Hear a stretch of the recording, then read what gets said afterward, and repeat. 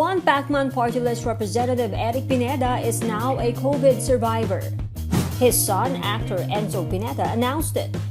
Enzo had been treated in the same hospital with his dad for COVID-19. Both father and son have recovered from the virus.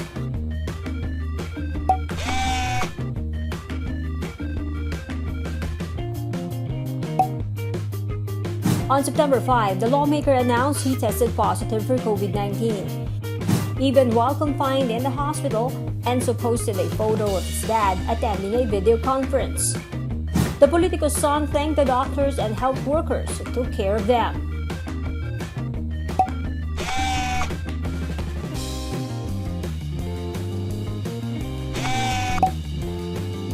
Enzo concluded his post by thanking God for healing them.